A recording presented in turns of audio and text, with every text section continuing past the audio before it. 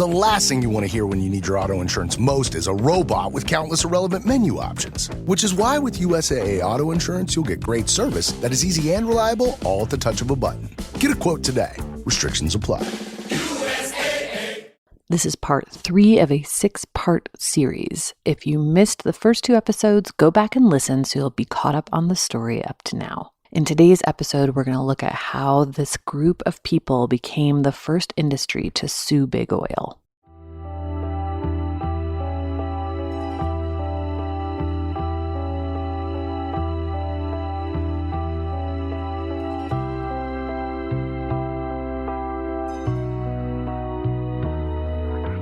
Previously on Drilled. It was just awful. I mean, we couldn't pay the bills. It was just a nightmare. We almost lost everything. It was pretty depressing. Week before Christmas, it kind of hit. It's like, you know what, this is getting serious. You know, we were thinking, oh, we'll be open by December 1st.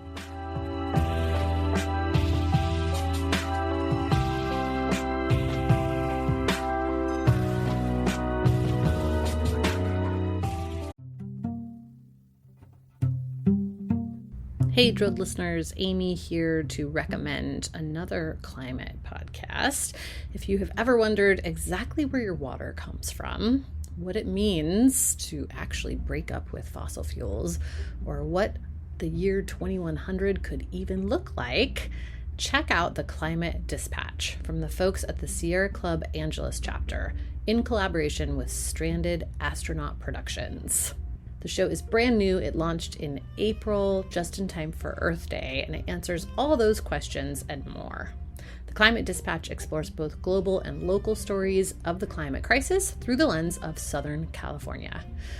On the show, host Taya Jeanette brings together a variety of guests and experts in conversation to share their climate wins and break down their fears and collective hopes for the future. Some featured guests include Time 100 Next recipient and climate activist Naleli Kobo, Troy Stevens, creative manager of Grist Magazine's Imagine 2200 climate fiction contest, Aru Shaini Ajay, executive director of the Sunrise Movement, and Allison Chin, president of the Sierra Club Board of Directors. Each episode will also feature a local LA-based band or musician to play out the show. Check out the Climate Dispatch at sc.org/climate dispatch or wherever you listen to podcasts.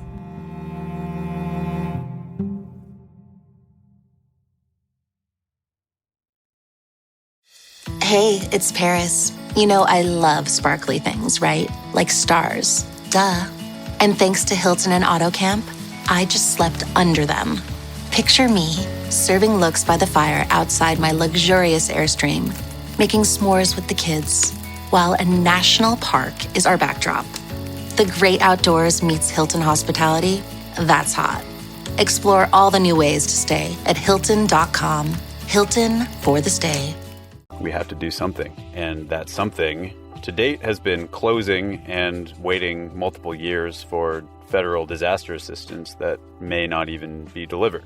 That's Noah Oppenheim, executive director of PCFFA, the West Coast Fishermen's Trade Group. When crabbers finally started their 2015 season after a lengthy delay, they were desperate to make up for lost time.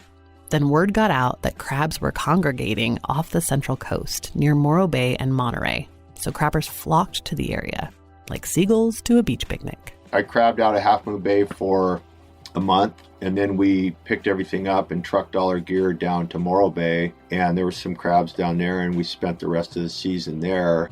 Ben Platt wasn't the only one to make a mad dash for the Central Coast. The Dungeness crab fishery is what they call a derby fishery. So if a boat wants to travel and fish in a different district, it can. But that meant that a lot more crab pots, those large round cages that crabbers trap crab in, were in these small bays, along with crab boats and the crab buoys that crab pots are attached to. So add more buoys and rope to these crowded bays.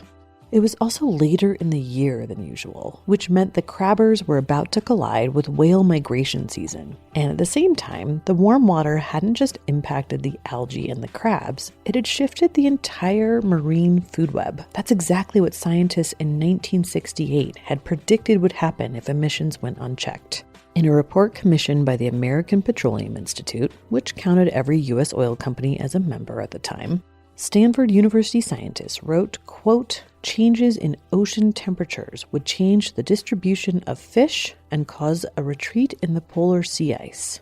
That's happening now, and it's leading to a cascade of issues that are depleting the world's fish stocks. As rising temperatures kill off plankton, the fish that survive on them are decreasing in numbers, as are the fish that feed on those fish, and so on and so on.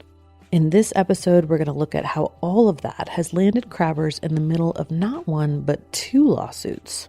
A whale entanglement suit filed against them, and a liability suit they've filed against the 30 largest fossil fuel companies. Both suits are ultimately about climate change and the way it's changing marine ecosystems. And together, they provide a really good example of why everyone should be paying attention to what's happening in the oceans. This is the story of two industries, one fighting to survive, the other the most powerful in human history. The outcome of their battle could very well determine whether and how we act on climate change. I'm Amy Westervelt, and this is Drilled Season 2, Hot Water. We had these unheard of changes in ocean conditions. We had the so-called warm water blob, and the ocean temperatures really increased. And then that caused a reaction. So the really small fish called krill moved, and their abundance changed. And that's what the whales eat. So the whales chased that food, and they came closer to the shore, which brought them into contact with our traditional fishing grounds. And if you'll remember, at that time of year, the crab fishing started late because we had this high bloom of algae and domoic acid. So it was like a confluence of all the worst things. Real climate change impacts, whales moving closer to shore, crab gear being placed later because of domoic acid, and we just saw this huge uptick in entanglements. That's Chuck Bonham, California Fish and Wildlife Director. Krill are the preferred food of migrating whales along the coast. And on top of there being less of them, those that remained had moved closer to shore.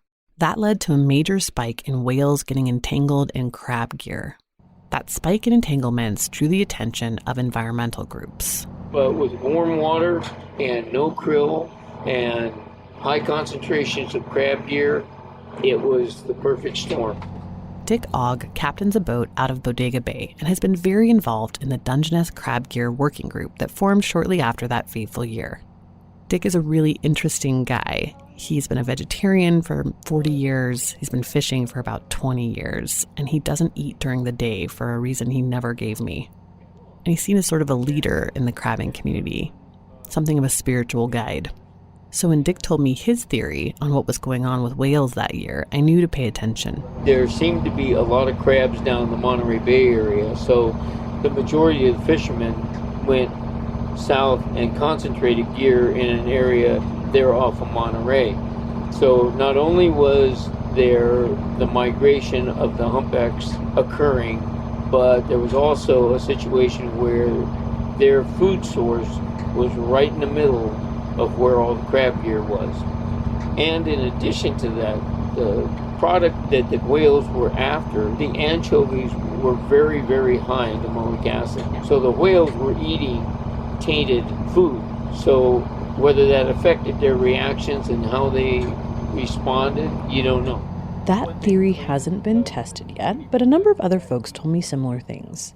And it tracks with what marine biologists have observed in marine mammals since warm waters started triggering these toxic algal blooms. On top of the fact that warmer waters are upsetting the food chain, causing seals, sea lions, and whales to starve to death, the domoic acid triggered by the algal blooms is messing with these animals' heads. This sea lion is having seizures, poisoned from domoic acid, a deadly natural toxin being found in very high levels from California to Washington state. So it's really not so far-fetched to think that domoic acid-rich anchovies made whales more likely to get tangled up in ropes that year, on top of everything else that was going on.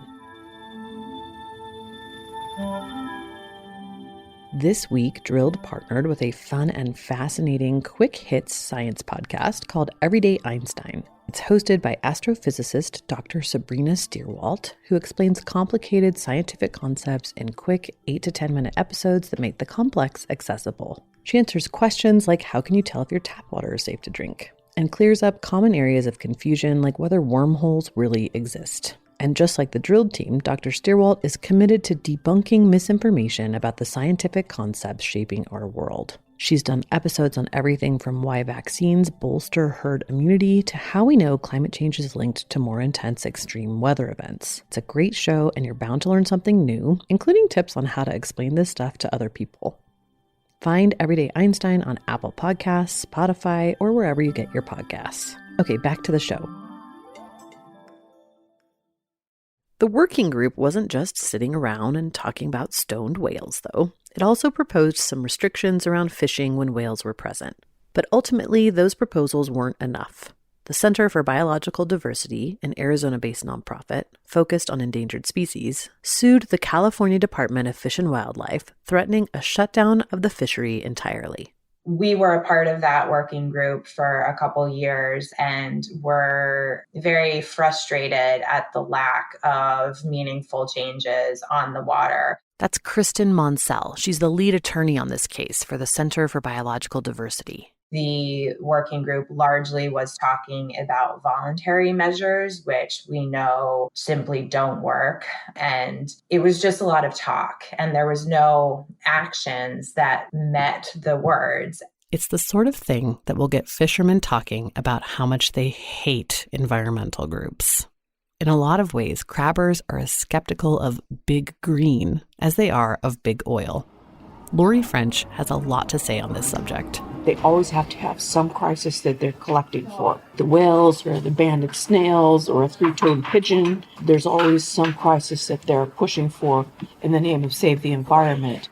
And it seems that they never really solve the crises, but they're always willing to put people out of business. And Ben is also distrustful of the intentions of environmental groups. My opinion is that some of these NGOs are just self-perpetuating organizations. And Ben has seen representatives from environmental groups storm out of negotiations and become increasingly involved in fisheries management in a way that just doesn't sit well with him. In my opinion, what they're doing, in essence, is so arrogant because they're coming in and saying, we don't trust the process. So they're telling people that have spent their life's work is in fisheries biology and in fisheries management and in fishing and in processing. We know better than you. We have to save the process because you guys are screwing it all up. Every crabber I spoke with said similar things about environmental groups. They don't respect all sides. They're using whales for fundraising. They're all bloated and just looking for causes to keep themselves going. Which is amusing because half the time, probably more than half, they're on the same side. When we're talking about salmon water, we're usually on the same page. But as soon as we go out on the ocean, it's kind of like we're all fair weather friends. As soon as we go out on the ocean and start trying to make a living, then sometimes we're at odds with this recreational fleet. Oftentimes we're at odds with some of the environmental groups. We all love whales. We all love sea otters. We all love, up in Alaska, the orcas are major pests to the longliners. They steal a lot of fish, but, we deal with it. And sometimes it's really irritating, but we understand that we share the ocean with these marine mammals. It's also funny because a lot of people would probably see suing the oil companies over climate change as a pretty radical environmentalist move. But both Lori and Ben reject that identity. Crabbers are very into preserving resources, and the crab fishery is one of the most sustainable in the country. They toss females and small males back, which ensures that the crab are self-sustaining. And they've historically agreed on various self-imposed regulations that ensure the fishery can continue. So it is an unhappy coincidence that this would be the first fishery shut down by warming oceans, not by overfishing or stock depletion. And it wasn't a one-off. Noah Oppenheim, the head of the Fishermen's Trade Association, says domoic acid closures are the new normal. We are going to be looking at domoic acid, this neurotoxin that accumulates in the tissues of crabs and other shellfish species, impacts driven by climate change every single season in perpetuity. It's disruptive, it's damaging, it destroys communities, and we do not have appropriate mechanisms to support fishermen when these events occur. In the aftermath of that 2015 season, the California Fish and Wildlife Department successfully secured a disaster relief package from the federal government, totaling $200 million for California fishermen. The package covers issues across several fisheries, and crab fishermen are expected to get $15 million of that. But the funds have not been allocated yet. The money has never materialized, and a lot of folks have given up on it ever appearing. I know there's a lot of guys that are worried about this with disaster funding that we're still supposed to get. And, this season there's people who could use it. Meanwhile, like Noah said, the closures have continued. And just as crabbers were experiencing that terrible first year, reporters uncovered something new about climate change. First, a new tack in the battle over climate change, going after energy companies for alleged financial fraud. Exxon's history has been the subject of recent reporting by Inside Climate News, the Los Angeles Times, and others. The reporting has alleged the company misled the public about what its own scientists found about the risks of climate change and greenhouse gases. A treasure trove of documents revealed that oil companies had known the impact their product would have for decades and had set about discrediting the science and spreading confusion about it. The role fossil fuel companies played in stopping action on climate change was surprising to crabbers. Here's Noah Oppenheim again. The deep regulatory capture of federal agencies and representative bodies has been the most surprising aspect of this whole discovery phase of the inner workings of the fossil fuel companies. The extent to which they have bought and paid for policy, basically co-opting democratic institutions in order to get their agenda furthered. I mean, that's been American politics for generations, but it feels different in this instance. It feels like it's been effective beyond anyone's wildest dreams. When crabbers and lawyers first talked about whether or not they might have a case against oil companies, a lot of the fishermen had a similar reaction as Ben Platt. At first sniff, it sounded like, pretty far-fetched. My initial reaction was just like a lot of other fishermen. It's like, well, I have a diesel engine in my boat, so why would I want to sue a fossil fuel company? And I was still fairly skeptical about whether or not I wanted to be involved in it. I was aware that there would be backlash from other fishermen over something like this. We're all going to have whatever opinion we have about whatever particular fishery issue we're talking about right now or having a meeting about or strike or whatever. But we're very divided, just like the rest of the country, on national and international politics. So, I have to live with all these guys. These guys are my buddies. They're my friends. They're people I grew up with, We share communities together. And these coastal communities are tight-knit too, not just the fishing communities. And if you've been fishing long enough, it's like one big family. A lot of us know each other and knew each other's parents and brothers and aunts and uncles and sisters. And I have that kind of connection with people from Morro Bay to Southeast Alaska. So I'm reluctant to be part of something that might anger a lot of my fellow fishermen. But, in the end, you have to stand on principle that you believe in. I mean, I that's what I was taught. And so if I separate all that from the facts of the lawsuit and what they're trying to achieve, I believe it's the right thing to do. Enough of the rest of the fleet agreed that the Trade Federation decided to take on the case. Just as the whale entanglement case began to move forward, crabbers decided to take matters into their own hands and sued what they'd come to believe was the real culprit. Fossil fuel companies knew about the warming of the climate. They knew the effect it would have on the ocean. And they had all this information a long time ago, and they didn't share it with the public because it would have affected their bottom line.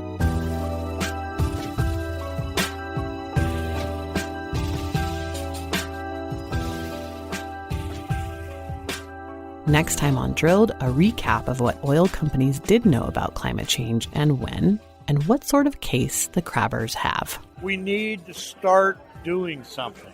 We have a long road ahead of us, and if we don't start, we're never going to get there. At the same time that there's this public promulgation of doubt, you have internally the companies making enormous investments in their own infrastructure and planning for the future. Everybody uses fossil fuel petroleum products in the United States. You can't buy food without it. You can't travel in this country without it. You can't wear clothing without it. So while the products that we as consumers use every day may be produced by this industry, that does not negate in any way whatsoever the responsibility that they have in disclosing the harm that they knew was being facilitated by the production of these products. Drilled is produced and distributed by Critical Frequency. The show was created and reported by me, Amy Westervelt. Rekha Murthy is our editorial advisor, and additional editing for this series was done by Julia Ritchie. The series was mixed by Bill Lance. Our Season 2 music was composed by Elliot Peltzman. Season 2 cover art was drawn by Angela Shea. Drilled is supported in part by a generous grant from the Institute for Governance and Sustainable Development. You can listen and subscribe to Drilled on Apple Podcasts or wherever you get your podcasts. If you like the show, don't forget to give us a 5-star rating. It helps us find more listeners and combat pesky climate deniers. Visit our website, drilledpodcast.com, for behind-the-scenes photos and additional information about this series. You can also drop us a tip or story idea there and sign up for our newsletter. Or you can find me on Twitter. I'm at Amy Westervelt. Thanks for listening.